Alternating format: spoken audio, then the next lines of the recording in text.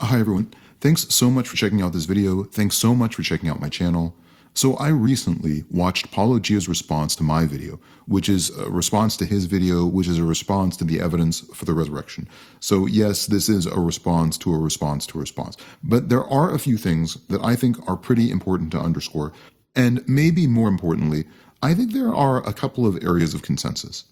All right, so first, I should provide at least a little bit of context for this debate. In case you're new to these arguments, or in case you haven't seen my earlier video, Paulogia has refined, advanced, and widely publicized the minimal witnesses argument. This is an argument against the minimal facts argument for the resurrection. So Paulogia crafted the minimal witnesses argument to explain events around the death of Jesus and the birth of Christianity using mundane facts alone. I then made a video response to the minimal witnesses argument, which, I'm still really proud of. And if you haven't checked it out yet, I would really encourage you to do so. All right, before we get to the meat of this video, please click the like button on this video, particularly if you get something out of it. Please also subscribe to this channel. That really does help us out. We are several orders of magnitude smaller than Paulogia's channel, so I really appreciate your support. Please also comment. Some of your comments have been really, really enriching. Please also click the bell icon for notifications so that you don't miss out on future videos. Now, while I'm on that subject, I would really encourage you to watch my full initial video in its entirety. That's going to be pinned as the top comment to this video, and it's also going to be in the description. The reason why this is important is that Paul's video has almost 40,000 views now. My video has only received about 300 additional views since he posted his video. So that means that less than 1% of the people who have seen his video have even taken a look at my own analysis. So again, if you haven't seen my original video, please check it out. I'm really proud of it, and I think that much of the analysis that I make in that video is still very valid. All right, the first thing that I want to say in this video, and this is maybe the most important thing, is that I'm really sincerely very grateful. I'm grateful that Paulogia chose to devote some time on his platform, which has millions of watchers, to addressing my arguments. And I may be reading into some of the things that Paulogia has said, but I really do believe that he would not have responded to my video if he thought that my arguments were entirely without merit. In other words, I think if everything I said was nonsense and hatefulness, I don't even think Paulogia would have addressed me. I have a much smaller audience, and I think that his act of even making a video about me is sort of akin to telling me that I deserve a place at the table in the discussion. And that's a really high praise coming from a really compelling, persuasive YouTuber. And also, the fact that Paulogia has made a compelling argument against the resurrection is really an incredible, astounding feat. For what it's worth, I wish him all the best, and I hope really that he puts a lot more of his argumentation into the scholarly historical literature. And the other thing I want to say is from the get-go, and I mean this with a lot of transparent self-reflection, is I don't expect this to be an even debate. First of all, I just don't have the capacity to do a point-by-point response to his video. That would just require too much time, and my longer videos don't do very well on my channel in general. Because I'm a smaller channel, I have to keep my content pretty short. So this won't be a point-by-point response. But if this video does well, I'm happy to make a more in-depth response. And I think this is a reasonable thing for me to admit. I'm not in the same league as many of the bigger channels, including Paulogia. He's been doing this for years. I've been doing this for a few months. His videos have been watched millions of times. I have only 300 subscribers. So I think it's reasonable for me to acknowledge that I'm not going to be debating or persuading people at the same level as Paulogia. There are many other reasons that I have to be grateful for Paulogia, including the fact that he's actually been a really big part of my intellectual and theological journey for a long time. But that's probably enough thankfulness for now. But before I move on, I also really want to thank the people who have stopped by my channel. I think it's really important that if you're going to make a judgment on my video or the quality of my arguments, that you watch the video and its original content in its entirety. And many of you have done that. And for those of you who have, I'm really grateful. If you've come over to my channel to comment on the original video, I'm also really grateful beyond words for that. Having said that, I would be very happy to have a real-time conversation with him. I doubt that Paul would have me on his channel for a real-time debate, but if anyone out there would like to have a real-time conversation about some of these issues, I am certainly very open to that. And I've reached out to some of the more intermediate-sized channels to engage with me further. Modern Atheist had me on his channel, and I'll link to that debate in the comments. It was a real-time debate, and I thought that it was a really wonderful discussion. All right, so in this video, I'm going to address a few things. First, I'm going to talk about some of the points that Paulogia brings up that I think are very persuasive. I'm even going to tell you about the ways that my mind has been changed in the course of this debate. In fact, I've even changed my mind since I made my original video, and I'll talk more about that. But I think it's worth highlighting the things that Paulogia does really well in his response video. Second, I'm going to give some pushback on what I think is the overarching message of his video, which is that I didn't understand his arguments. Third, I'm going to address what I still think are some gaps in the minimal witnesses argument. I think some of those gaps were glossed over by his response. And if we wipe away that gloss, I think we'll see that there are some breaks in the links in the chains of causality that underlie the minimal witnesses argument. Finally, I feel like I'd be remiss if I didn't acknowledge some of the common questions that people are asking me in the comment section. This includes the comment section of Paulogia's video and also the comment section of my own video. I've got a lot of great questions. I want to address at least some of them. All right, so I'm actually adding this part of the video after I did the initial recording. So I'm recording this portion the next day after recording the rest of the audio. I've given a lot of thought to this video response, and there is more that I'd like to say. And I think this addendum is something important for me to include. I decided it was relevant for me to include an overall assessment of the minimal witnesses argument. Now, I didn't really do that in my initial video. So I want to clarify that my overall assessment is that this is an interesting theory. It's intriguing. It's a good explanation for some things. I think it fails to explain things in other regards, but that doesn't mean that we should reject it outright. As I say in my original video, and we'll talk about it again in this video, I'm offering a critique rather than a refutation. To me, the difference is whether or not you should take the existing theory, improve it, expand upon it, or throw it out and start from scratch. Now, I would argue that Paulogia's best interest and my best interest actually are aligned with what I'm going to say next. I think that it works to the advantage of his community and also my own theological journey if the minimal witnesses argument is as strong as it can possibly be. If there is a God, then we have to anticipate that two things would happen. First, that God would have been able to see this argument coming. And second, that it's probably God's goal for us to use our intellectual faculties to their greatest possible extent. So I think it's in the interest of Christianity, actually, in the long run, for the minimal witnesses argument to be as strong as it can possibly be. Now, as I said, I think it's a good theory. I think there are gaps where certain things in the causal chain are not well established. For example, even after watching Paulogia's video response, I don't think that there is good affirmative argumentation that is within the minimal witnesses model that Peter would have been able to persuade people to believe in his apparent experience with the resurrected Jesus. Paulogia does cite the doctrine of Petrine primacy, but to me, that's just not convincing enough in this setting. So I think that there are still gaps, but my deepest hope, and I mean this sincerely, is that Paul and his community will refine the argument to close those gaps and certainly to make each link stronger. I've engaged with many of you in the comment section. Many of you have echoed a similar argument, which is rhetorically persuasive, but I think potentially harmful. That argument is that the minimal witnesses model is certainly more persuasive than stories that are implausible about talking animals. I can't refute this as a point. However, I don't think that it's intellectually nourishing.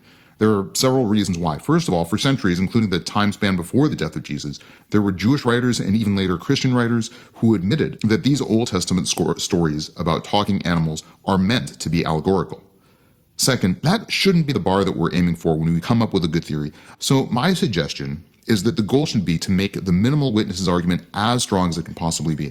I think what Paul should be shooting for is a set of academic publications that anyone could read that would be very persuasive. Truth will out. So if there is a God, then God shouldn't be afraid of us taking arguments like the minimal witnesses argument and refining them to their utmost. I'm not including myself in that word us. I know I haven't done anything to refine the argument. I'm just speaking broadly.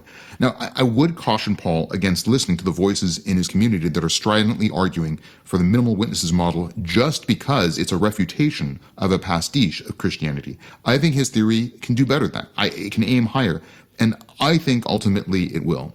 That's the difference between making a critique of the argument and just advising that everyone throw that argument out. I've been wrestling with these arguments for at least a little while now, and in that time that I've spent ruminating and perseverating, I really have sincerely grown more fond of the tenets of this argument. Ultimately, we should all want the minimal witnesses argument to be as strong, as convincing, as compelling as it possibly can be, no matter where you stand theologically.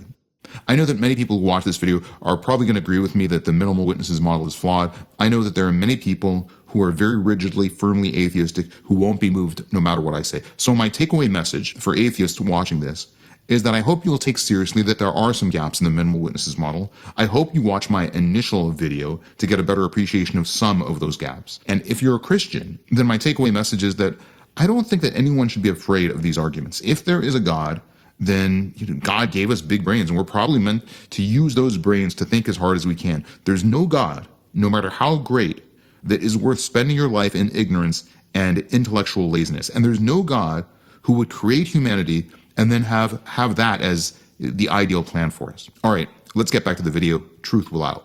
All right, so let's start by talking about what I think Paul-sible does very well in his video. He's definitely an exceedingly persuasive speaker. He makes really entertaining content, and this video is no exception. It's an entertaining video. But he also makes a lot of arguments very persuasively, and I want to acknowledge the points that I think he gets right where my analysis is incorrect. I think I probably should have done a more broad literature search about post-bereavement hallucinations. We're going to talk about that more when we get to that point in this video. But I want to acknowledge that my initial video response, I did read a lot of articles before that video. I didn't cite all of the articles that I read, but I probably didn't read enough. This is a very vast field, and it's rapidly changing. I think Paul-sible's criticism that I was cherry picking, that criticism is on point. Now, we will get to whether or not this actually changes the argument, but before we get to that point, I will say that my perspective on post-bereavement hallucinations has changed after doing some more research.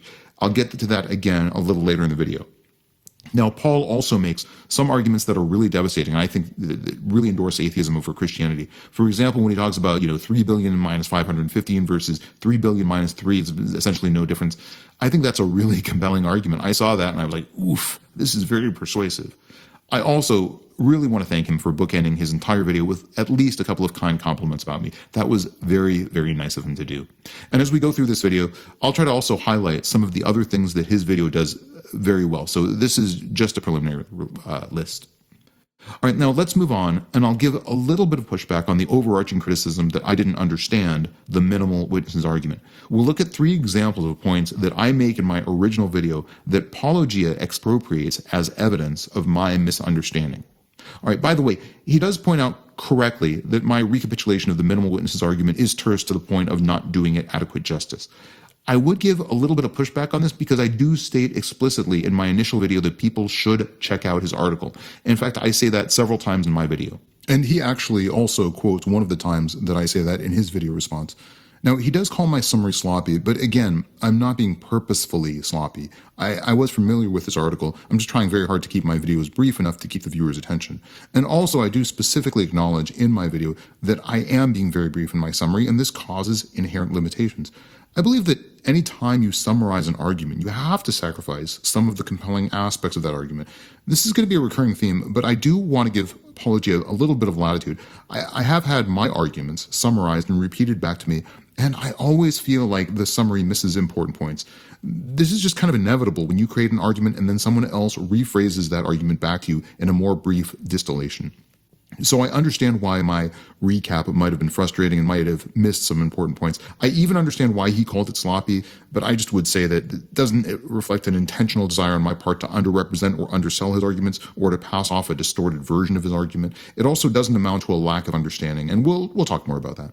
Now, the first evidence that Paul-sible brings up to address my own misunderstanding is that I point out that the minimal witnesses argument doesn't explain any actual group experiences of the resurrected Jesus.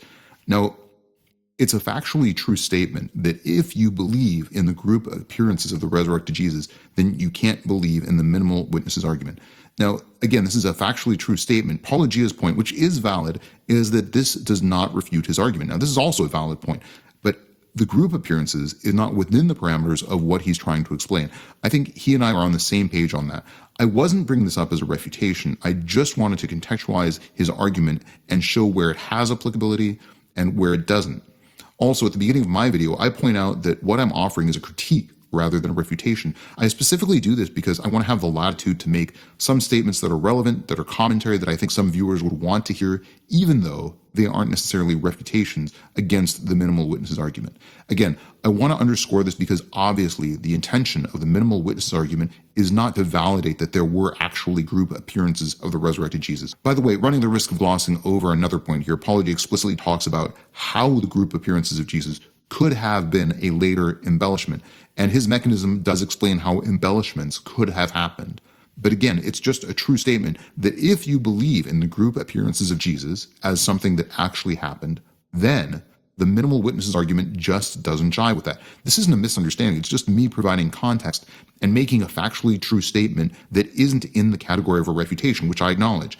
I interact with a lot of atheists and a lot of Christians on my channel, and when I made my first version of the video, this was a comment that people made. So I thought it was at least reasonable to include it.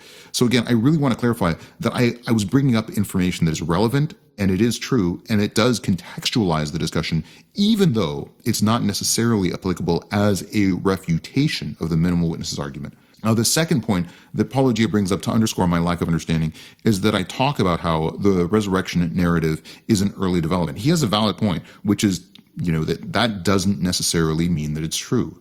Now, he also has a valid point when he mentions that, this isn't one of the claims made in the minimal witnesses argument. I understand that that's not part of the argument, but I still thought it was reasonable to say in the context of the greater debate that the resurrection narrative would not be susceptible to some of the mechanisms of the theological spread that he talks about in his own argument. In other words, the core of the resurrection argument would not be affected by the mechanisms of theological embellishment that Paul delineates in his argument.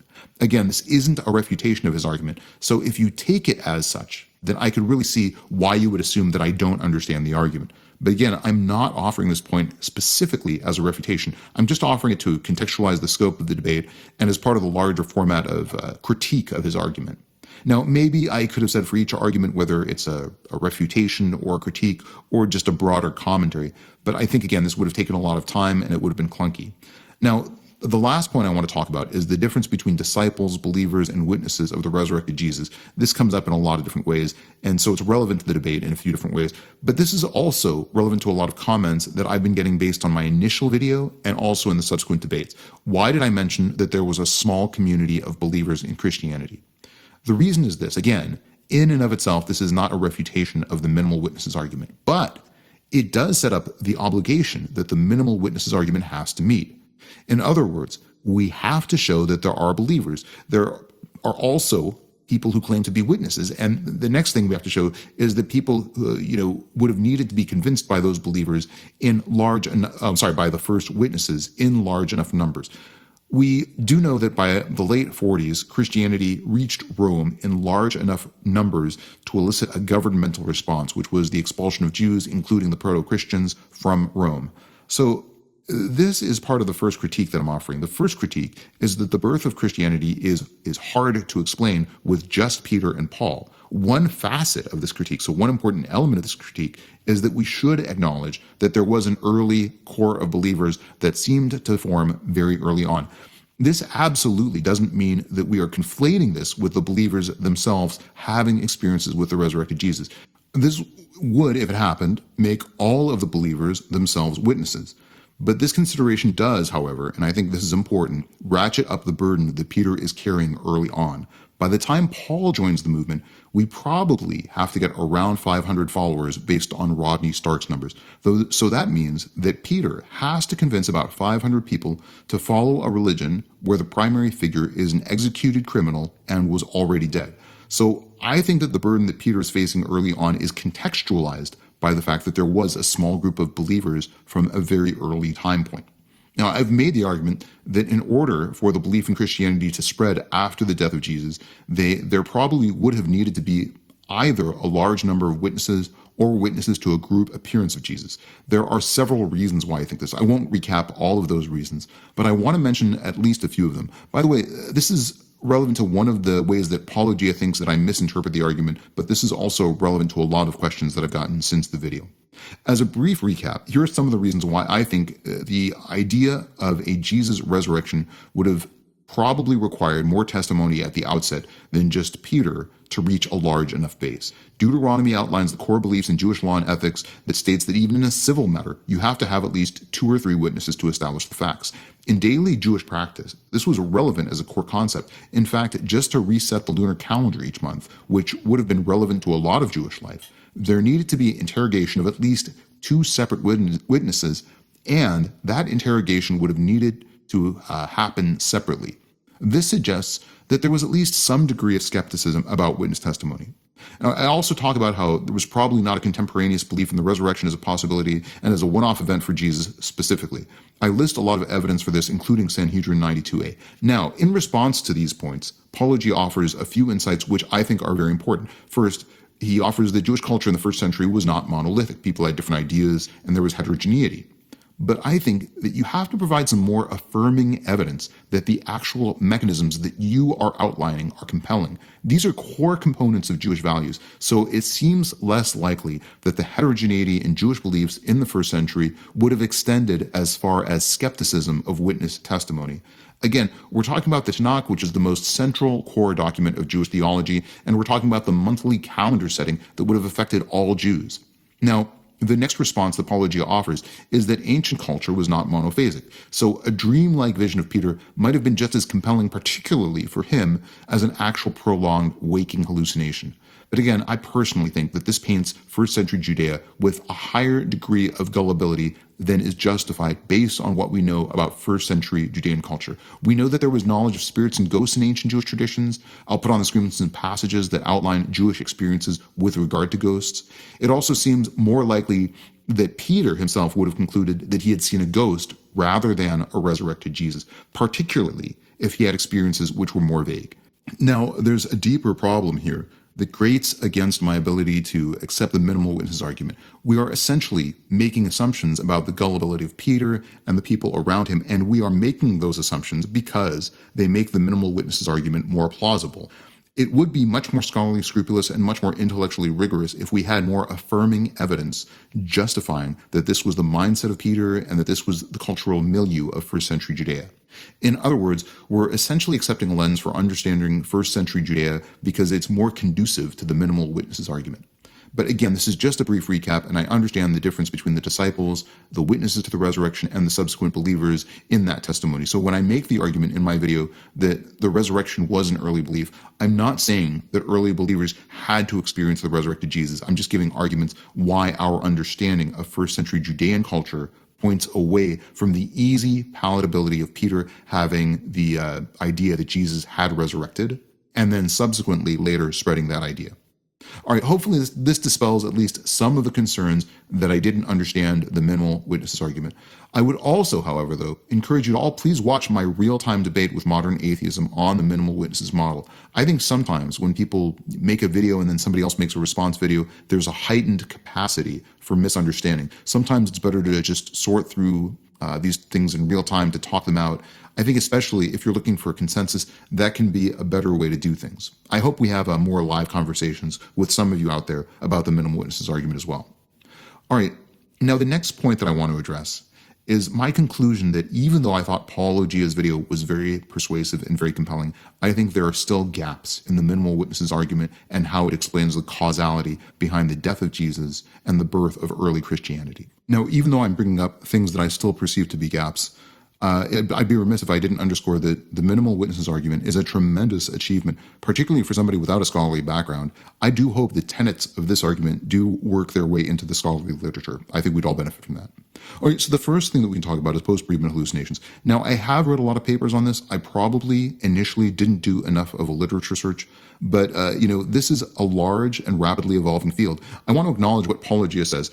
This is part of the explanation for minimal witnesses, but it's not a load-bearing beam. But he does still spend a lot of time addressing it. Also, I think if you get rid of this, you end up with a version of minimal witnesses that is much closer to just being hand-waving and doesn't have a lot of explanatory power. So you can get rid of post-bereavement hallucinations. You're still left with minimal witnesses, but then I think you don't have a very good explanation for why it works.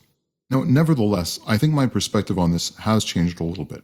As I said at the top of the debate, I initially came into this debate with the perspective that the disciples' experiences cannot be explained by post-bereavement hallucinations. After reviewing more literature on this topic, I personally think that we just don't understand enough about post-bereavement hallucinations to make the claim affirmatively that the disciples' experiences can be explained by post-bereavement hallucinations. So this is a slightly more nuanced opinion that I now have.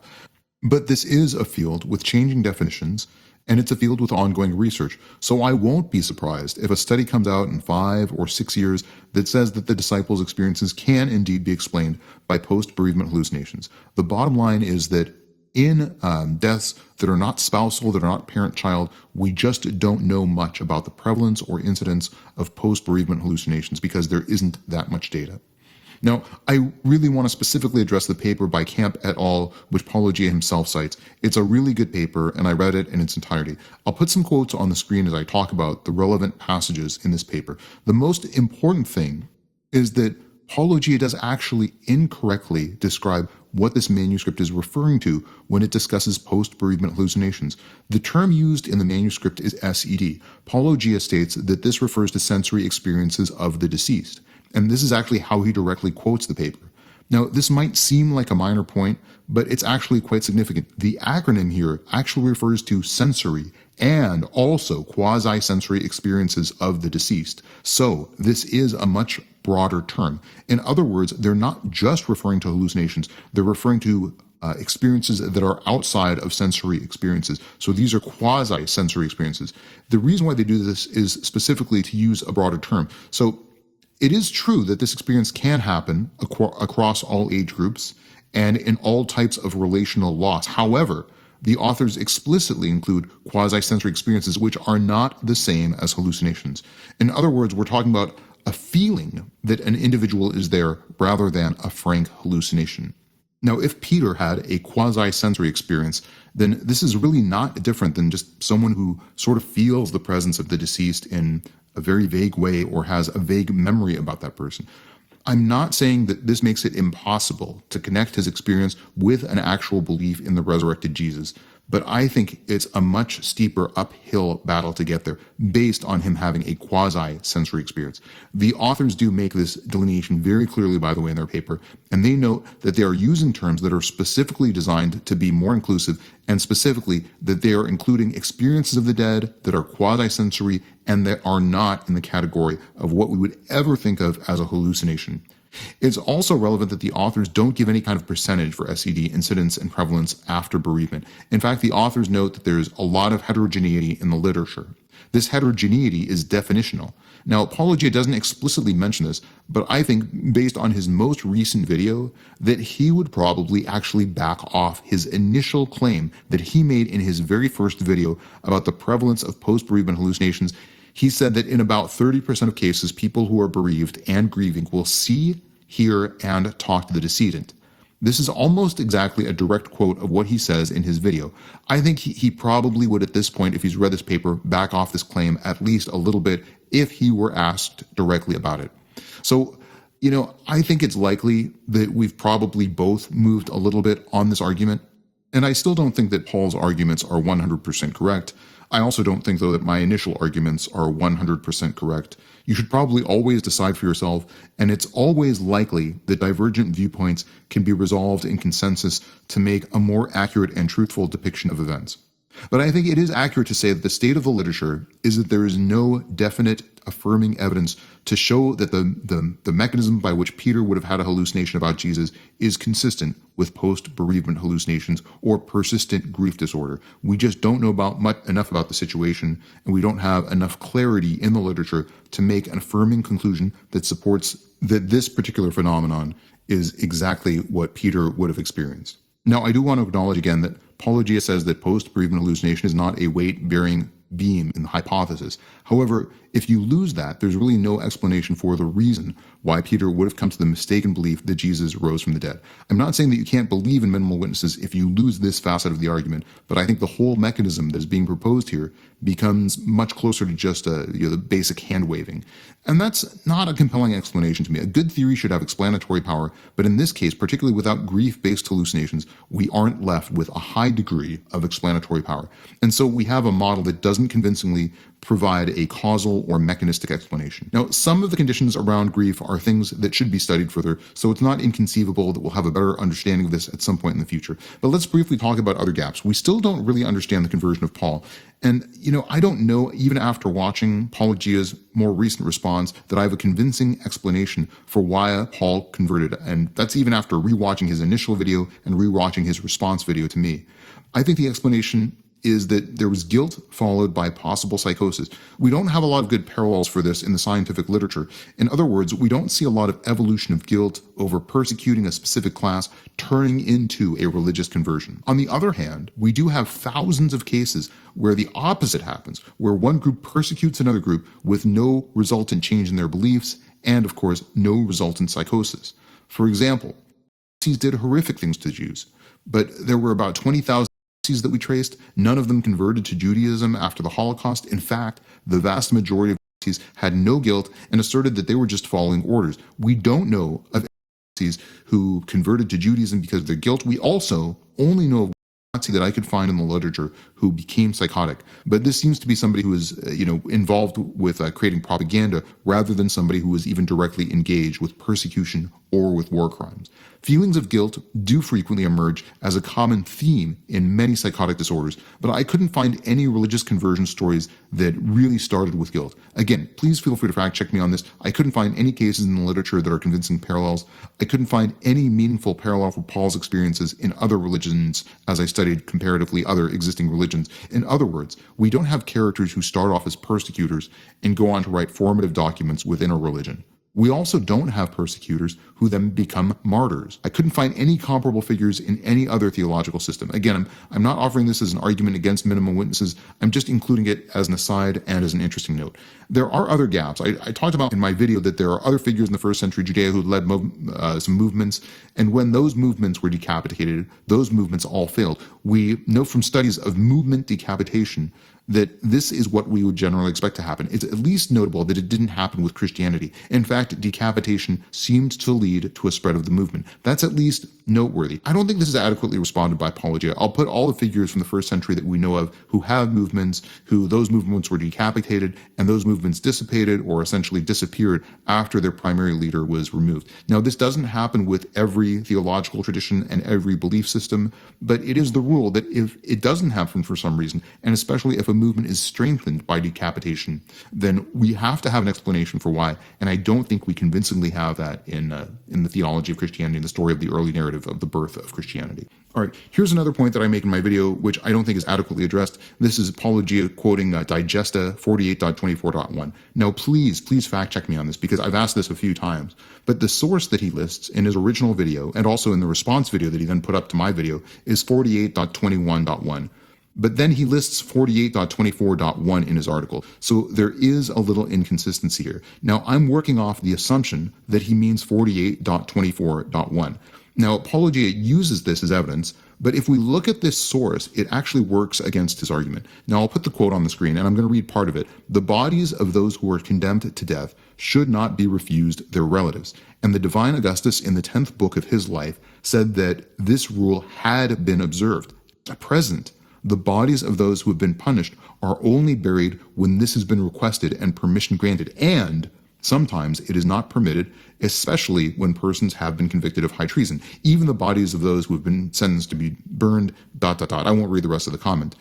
But there's an important context here. There are two time periods that are being referred to in this quote. One is the time period of at present. Now, most scholars agree that this refers to the time when the Roman jurist Ulpian was actively writing his legal opinions. Now, this was the late 2nd century and early 3rd century, so around 200 to 223 CE. So it's not relevant at all to the time of the death of Jesus. Ulpian is describing, when he says at present, his own time frame. He's not describing the practices in the year 30. Okay, now there's another important time frame that is being hinted at here, which is the time frame that when this rule had been observed, which he says was during the reign of the divine Augustus, which would be the earlier precedent set by the divine Augustus in this case. Now, this is Emperor Augustus, who reigned between the years 27 BCE to 14 CE. So again, I don't think that this clarifies anything or has relevance. The best insight that I can gain from this quote is that at least up until the early 1st century, the bodies of those who were condemned to death would not have been refused to their relatives. Now, this is closer to the time period of Jesus than the at-present period that Ulpian is referring to. But again, even if I believe that this quote is applicable to 30 CE, then we still don't have clear evidence that the burial of Jesus would have been prevented. Now, 30 CE actually falls within the range of Emperor Tiberius. He reigned from 14 CE to 37 CE. He was the immediate successor of Augustus. The Roman legal tradition valued precedent and continuity, so the general policy regarding the burial of executed individuals as established by Augustus would have been the standing practice during Tiberius's time. So this quote indicates to me that Augustus set the foundation for the rule that the bodies of the condemned should generally not be refused to their relatives. Now, later jurists refine this practice. Now, please fact check me on this, because again, Apologia uses a different number in the video, so I'm not sure that he's referring to the same law, and I'm going off what he says on his blog post as a source. But it seems pretty clear to me that what is being stated here is that during the time of Jesus' death, the practice as a standard would have been if the family requests the body, that the body is then given to the family. Now, I realize this doesn't in and of itself disprove the minimal witnesses argument, because then you have the issue of who actually dealt with the body. And Paulo-Gia does talk about this quite persuasively in his video. But my point is he's using this quotation as evidence, and it doesn't seem to support his argument. All right, now let me turn my attention towards some of the comments. Now, it's been a really engaging conversation since Paul put out his video. I really, truly hope that continues.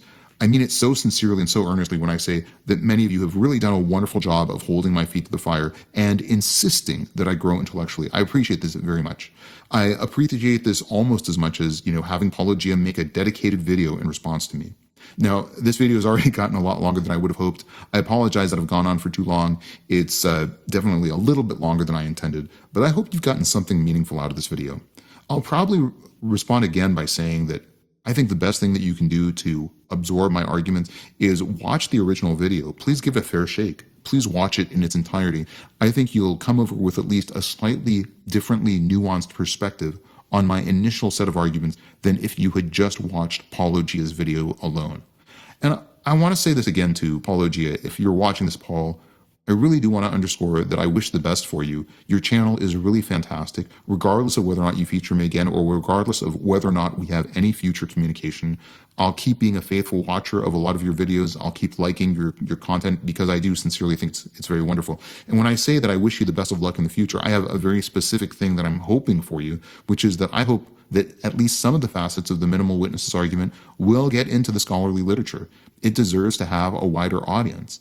And I really do personally strongly believe that I have a more enriched theological perspective overall because I've absorbed your arguments. So even to very devout Christians, I would really recommend that a lot of people check out your channel, check out a lot of your videos. I think it's fantastic content, and I am truly very humble to be now a small part of that content myself. That's really very wonderful. Now, I just want to say thank you again to everyone who's come over to my channel. Thanks again for all that you've done to support me in this brief period. It's been wonderful to have a larger light shined on my work. I hope some of you have gotten something that's at least intellectually enriching out of some of my videos. And if not, please feel free to comment on this video. Let me know your opinion. Let me know what your desires are. Let me know if you want me to have more engagement in anyone specifically. I'm definitely still very open to having a real-time conversation, and I think we can continue to reach points in consensus as the conversation evolves. There were a few different points that I also wanted to include in this video, which I haven't included, and the reason why has been just because I'm trying to stay brief and unfortunately probably not doing a great job of that. But I'm really grateful for the support. And although you all have done so much for me, I'm going to now ask that you please do one more thing, and that's please have a really wonderful day.